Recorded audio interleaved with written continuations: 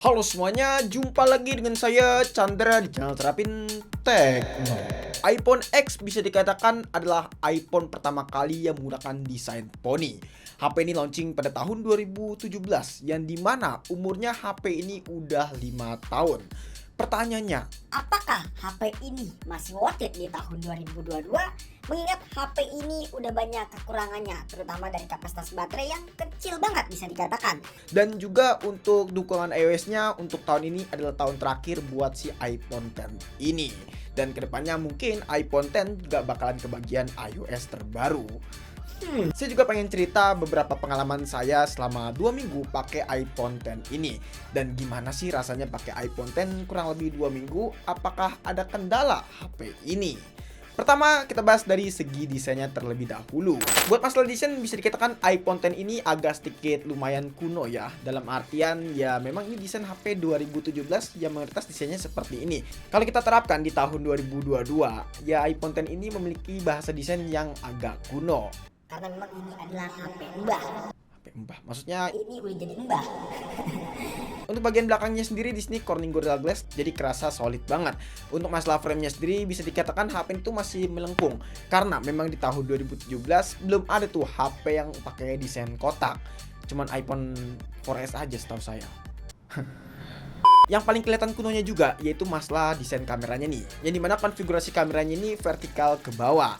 Kalau saya boleh jujur, entah kenapa saya lebih pilih desain dari iPhone XR ya ketimbang iPhone X ini. Karena kelihatan kuno banget nih HP dan kelihatan nggak ada mewahnya gitu. Mungkin di tahun 2017 mewah kali ini HP. Lalu buat masalah bobot bisa dikatakan iPhone X ini jauh lebih ringan ketimbang iPhone XR yang punya saya. Karena bobotnya sendiri HP ini tuh sekitaran 190 graman ya lebih tepatnya. Dan gak nyampe nyentuh di atas 200 gram seperti iPhone XR. Dimensinya sendiri HP ini tuh kerasa kecil gitu loh. Bahkan lebih kecil dari iPhone XR. Yang menurut saya buat dipakai di tangan anak muda seperti saya yang dimana kelahiran tahun 2002 pastinya bakalan gak nyaman sih. Soalnya kalau dipakai buat ngetik sering banget tipe nih di HP ini. Karena diagonal HP ini yang kerasa kecil. Nonton film pun juga ya nggak kelihatan luasa gitu. Nah, ngomongin soal nonton film, pasti nggak jauh-jauh kalau misalkan kita nggak tahu kualitas layar dari HP ini.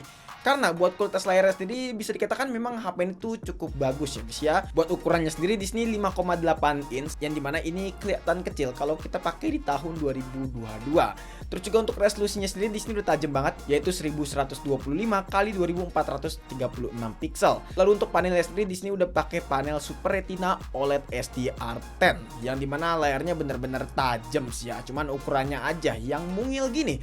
Bahkan ini lebih mungil dari iPhone XR. Sejauh ini saya pakai sih untuk masalah layarnya bisa dikatakan cukup memuaskan banget lah dan bisa memberikan experience yang baik.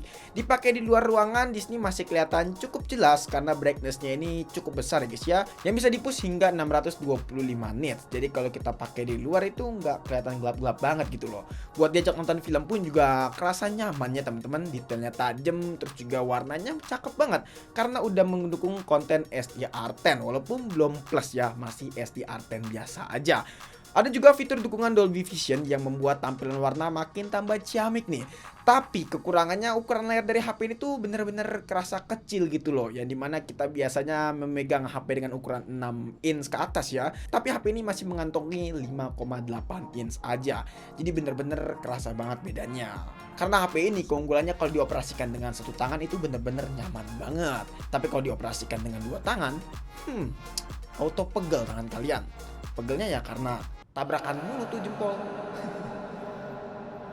Lalu sejauh ini saya pakai untuk masalah True Tone di sini masih aman, responsif juga masih oke nih layar, terus juga touchscreen juga masih berfungsi dengan sangat baik. Apalagi untuk masalah Face ID yang masih sangat-sangat responsif. Beralih ke masalah performa nih, yang paling diutamakan. Oke, buat SoC-nya sendiri dia pakai Apple A11 Bionic dengan pabrikasi 10 nanometer dan untuk dukungan RAM-nya yaitu 3 GB. Ya, 3 GB, nggak salah dengar. Nah buat masalah iOS sendiri si iPhone X ini mendapatkan iOS 16. Ya perlu catatan iOS 16 ini mungkin bisa menjadi iOS terakhir dari iPhone X ya guys ya. Karena di tahun selanjutnya kemungkinan besar HP ini nggak mendapatkan iOS 17. Ya karena umurnya udah menyentuh 5 tahun dan ini mungkin bakal menjadi tahun terakhir iPhone X mendapatkan update. Harusnya sih masih sih ya. Harusnya masih, soalnya iPhone 8 masih kebagian sih. Harusnya ini masih kebagian iPhone. Maksudnya Masih kebagian iOS 17 harusnya. Oke, untuk masalah performanya sendiri buat di tahun 2022, HP ini tuh harusnya nggak cupu-cupu banget. Karena skor Antutunya sendiri dapat di angka 284 ribuan. Yang menurut saya memang nggak kenceng-kenceng banget sih. Dan ini sekelas dengan HP kelas mid-range buat di tahun 2022. Agak sedikit meragukan memang. Lalu untuk single core-nya kita mendapatkan di angka 819 dan untuk multicore-nya di angka 1450. Memang tidak terlalu gede-gede banget, tapi ya udahlah ya. Kita langsung ke pengujian gaming test aja. Di sini buat main game Genshin Impact dengan settingan normal 60 fps, bisa dikatakan FPS-nya ini cukup lumayan kacau di HP ini. Memang di awal-awal game FPS-nya tuh kelihatan stabil, tapi kalau misalkan udah di pertengahan game, let's say kita main sekitaran 7 menitan aja, ya suhunya itu udah nggak kekontrol, frame drop pun bakalan sering terjadi. Terus juga di sini kita bakalan turunin ke lowest 60 fps. Hasilnya gimana? Ya, buat masalah settingan lowest 60 fps bisa dikatakan HP ini bisa melibas game Genshin Impact dengan sangat baik. FPS rata-ratanya itu dapat di angka 50 sampai 55 fps. Memang terkadang nyentuh di angka 60 fps, tapi menurut saya memang settingan yang recommended adalah settingan lowest 60 fps buat HP si iPhone X ini. Nah, buat main game PUBG Mobile gimana? Oke, buat main game PUBG Mobile bisa unlock ke settingan SDR Extreme. Tapi saya nggak rekomendasikan, saya bakalan setting ke Smooth Extreme aja. Nah, buat settingan Smooth Extreme bisa dikatakan ini mendapatkan FPS yang sangat baik, yaitu di angka 60 fps. Oke, untuk masalah performa bisa dikatakan HP ini memang beneran kencang. Terus gimana untuk masalah suhunya? Karena memang yang saya nggak betah di HP ini tuh masalah suhu, teman-teman. jujur li aja ya, karena memang suhu dari HP itu bener-bener panas banget. Ibarat kata kayak misalkan kalian ada di sampai jatuh. Buat main game Genshin Impact selama 10 menitan aja, di sini temperatur HP ini tuh udah menyentuh di angka 45 derajat Celcius. Wow, gile, panas banget bukan? Lalu juga main game PUBG Mobile selama 10 menitan, temperatur dari HP itu di angka 44 derajat Celcius. Dan ini benar-benar nggak nyaman banget, teman-teman. Bahkan saya nggak bisa rekomendasikan kalian buat main game di iPhone X ini, karena bener-bener suhunya itu nggak terkontrol. Iya. Nggak cuma ngegame aja sebenarnya. Kalau buat penggunaan sosial media, foto-foto juga HP ini tuh agak sedikit lumayan hangat. Jadi kalian siap-siap deh pakein casing setebal mungkin biar nggak kerasa panas di HP ini. Soalnya panasnya itu deh kayak ditinggal mantan. Itu mah sakit ya, bukan panas. Beralih ke masalah baterai. Oke, tadi kita sempat notice untuk masalah baterai ya, HP ini tuh memang agak sedikit lumayan boros. Karena memang untuk kapasitas baterai HP ini tuh cuma 2716 mAh. Nah, buat screen on time-nya sendiri ya, HP ini tuh cuma bertahan sekitaran 3 sampai 4 jam dan itu jarang banget sih. Lebih seringnya 3 sampai 3,5 jam aja. Karena memang seboros itu untuk baterai dari HP ini. Dan ingat, itu saat penggunaan biasa seperti nonton TikTok, lihat Bunge, lihat marsud, lihat kajil. ya pokoknya semacam itulah. Jadi kalau buat ngegame ya borosnya bukan main. Main game PUBG Mobile 10 menitan aja baterai HP ini tuh berkurang bisa sampai 10 sampai 12% dalam satu match. Enggak satu match, 10 menit lebih tepatnya. Wow. Fast chargingnya sendiri HP itu 15 watt ya teman-teman, dan pengisian sampai 50% itu memakan waktu sekitaran 30 menitan. Beralih ke bagian yang paling penting dari sebuah iPhone, yaitu kamera. Bagus gak sih kamera dari HP ini? Pastinya iPhone kan bagus. Belum tentu teman-teman. Oke, kamera belakangnya sendiri di sini berkonfigurasi dua kamera, 12 megapiksel untuk kamera foto, lalu 12 megapiksel untuk kamera tele, dan kamera selfie-nya sendiri beresolusi 7 megapiksel. Buat hasil fotonya sendiri sih bisa dikatakan memang cukup lumayan bagus kalau menurut saya. Hasilnya cukup lumayan detail walaupun nggak detail-detail banget gitu loh ya. Warnanya pun juga nggak kelihatan terlalu oversaturat kok, masih kelihatan natural dan agak sedikit menguning. Dynamic range-nya pun juga kelihatan cukup luas nih ya. Dan menurut saya memang tidak buruk-buruk banget tuh hasil kamera dari iPhone X ini. Nah, tapi kalau dalam kondisi malam teman-teman bisa dikatakan memang cukup lumayan gak bagus banget sih ya. Bahkan gak bisa bersaing dengan HP kelas mid-range dengan harga yang jauh lebih murah. Ya memang kekurangan HP ini tuh untuk masalah kamera malamnya aja sih. Tapi selebihnya oke kalau menurut saya. Oke, jadi ini adalah hasil rekaman kamera belakang dari iPhone X.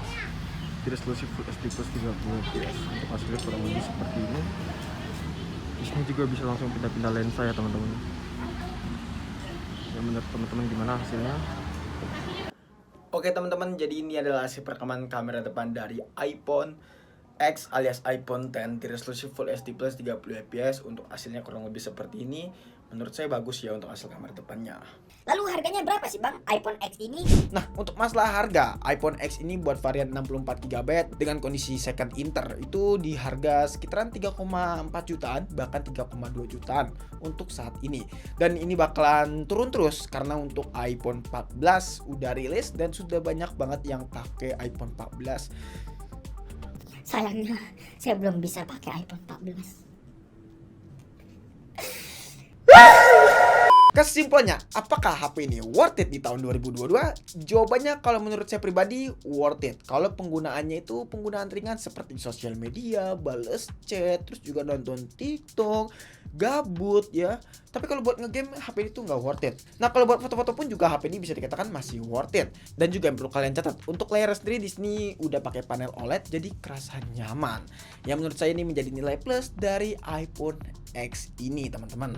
Nah, tapi kalau misalnya kalian ngincar kapasitas baterai yang jauh lebih gede, ambil aja yang XS Max atau enggak iPhone XR. Itu jauh lebih recommended.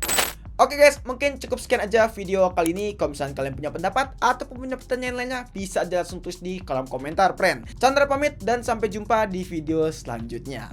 Until next time, goodbye. Aduh, pengen iPhone 14 terus ngapain ya? Malam minggu kita ngepet, kita ngepet, kita ngepet, kita ngepet, kita